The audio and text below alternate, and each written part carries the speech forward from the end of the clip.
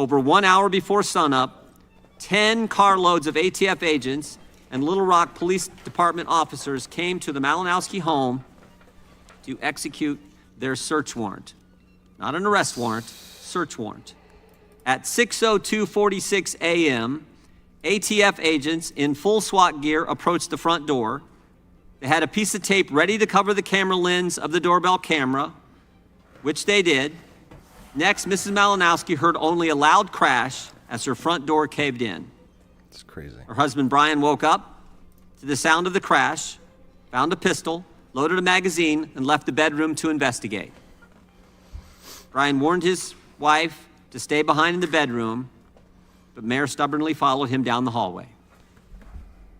The ATF apparently killed electricity to the home. The front room was usually well lit at night, but Mrs. Malinowski saw only darkness as she peered down towards the front entryway. She could only see shadowy outlines of presumed home invaders standing in her front hallway. That's what Brian saw too. Brian fired a few shots at the intruders' feet to drive them back out of the front door. The ATF shot Brian in the head. His wife was standing inches away from him. A mere 57 seconds. We'll begin the hearing with opening statement. Chair recognizes himself. Government's not supposed to change the rules without a vote of Congress. Executive branch executes the laws. The legislative branch passes the laws.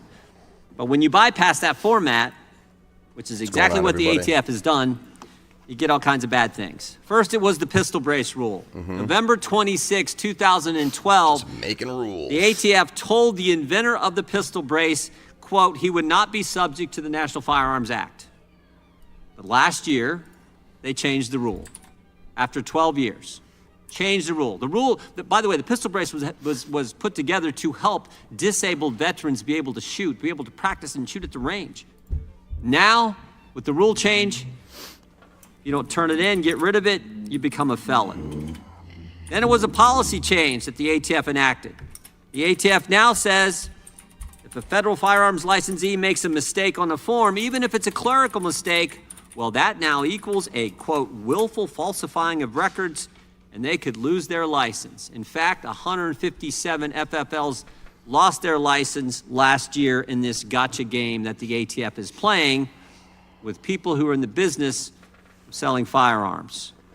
And the pressure to deal with what the ATF comes out and finds you made some mistake on a form, many people are just voluntarily giving up their FFL. 24 in 2021, 69 in 2022, 80 people last year gave up their license versus dealing with the hassle from the agency that's supposed to help them comply, not put them out of business. And finally, there's the new definition of who actually needs a federal firearms license. Since 1968, the definition said it had to be your principal livelihood in the business of selling firearms. You needed that. If you were doing that, you needed an FFL. But this past Monday, new definition was put in place. It said if you're earning a profit, ATF can't really define what that means. You sell one gun to your cousin, made $10, made $50 on the sale of a gun, 2 guns to someone, 10 guns. In fact, they couldn't even tell the court how it works, this new definition. When you make up the rules as you go, bad things happen. So I would You say lose your a livelihood for a hydraulic clerical kind error. of pressure You become a against felon for having a these pistol brace rules, they told you these was legal for changes. 12 years. You know what needs to happen? You might even is, get shot. We need to be. That's what happened to Brian In order Malinowski. to put something forward in the courts, it needs to be ripe. It needs Just to be 2 months ago. happening. You need to have We have damages. Brian's widow with us today. She was here So with us yesterday. unfortunately, yeah. Heard some powerful testimony For instance, from the U.S. Attorney Malinowskis, Bud Cummings, who represents the Malinowski family. In fact, I'm going to read from Mr. Cummings' testimony that he gave in I'll this let room Jim Jordan yesterday. tell you. But It's legal to buy, trade, and sell guns have a without a case. federal firearms license if you are a collector or hobbyist. But at some point, the ATF decided that Brian Malinowski had crossed a murky line, and he was no longer a hobbyist. Because of that, ATF concluded he was required to purchase a $200 federal firearms license before he sold any more guns. I call it murky because there is no bright line test. It's truly subjective. But one thing seems certain. Brian Malinowski received no warning. His family, his friends, his work colleagues would all guarantee you he loved his career and he would have never knowingly jeopardized it over a weekend hobby. His real job, his main job, the only job, was he ran the Bill and Hillary Clinton Airport in Little Rock, Arkansas, highest paid official in the municipal government, made $260,000 a year. Employee rated by the But on government. March 19th at 6:01 a.m., 6:01. over 1 hour before sunup, 10 carloads of ATF agents and Little Rock Police Department officers came to the Malinowski home to execute their search warrant. Not an arrest warrant, search warrant. At 6:02:46 a.m., ATF agents in full SWAT gear approached the front door. They had a piece of tape ready to cover the camera lens of the doorbell camera, which they did. Next, Mrs. Malinowski heard only a loud crash as her front door caved in. It's crazy. Her husband, Brian, woke up to the sound of the crash, found a pistol, loaded a magazine, and left the bedroom to investigate. Brian warned his wife to stay behind in the bedroom, but Mayor stubbornly followed him down the hallway. The ATF apparently killed electricity to the home. The front room was usually well lit at night, but Mrs. Malinowski saw only darkness as she peered down towards the front entryway. She could only see shadowy outlines of presumed home invaders standing in her front hallway. That's what Brian saw too.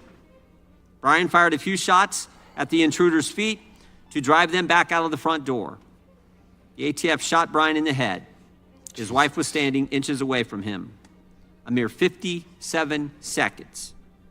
57 seconds elapsed from the time agents covered the doorbell camera And that's what you see until right gunshots erupted and Brian was fatally wounded. Below Jim Jordan. Them taping the 6:02:46 ring camera up to so they can't see. 6:03:43. Agents immediately dragged Mrs. Malinowski into the front yard. She was barefoot, wearing minimal night clothing, and the temperature was 34 degrees. They locked her in the back seat of a car and detained her there for 4 hours, refusing her many requests to check on her husband. Her husband she had just seen shot, wouldn't allow her to get close or even need to use pay. the neighbor's bathroom. Even though policies have been in place at both the ATF and the Little Rock Police Department for the past 3 years, requiring the use of body-worn cameras when executing any search warrant, the Department of Justice tells us that no body cameras were used. This is This not isn't the weaponization of government. unique I don't know what is. to the ATF. I don't know what is. The Mr. Dettelbach, HHS we're going to have and the questions FBI about do this the same and a thing. host of other things the And ATF they'll has come up done with under your watch. excuses. We don't have the budget. A host all of them? other things. None of them have the budget for We appreciate you being here cameras? today. We appreciate you taking our questions, but there's going to be BS. tough questions from folks on our side. And we have a video I'd like to show, which just so it's a minute and a half, but it first shows ATF agents assembling in the Walmart parking lot a week before March 19th, when they were going to execute this search warrant. Again, pre-dawn hours a week before, but decided not to because they realized Mr. Malinowski wasn't home. And then it shows what happened a week later as they approached the Malinowski home. So let's run the video. These people deserve to be deported. Our own federal agents. Get them out of here.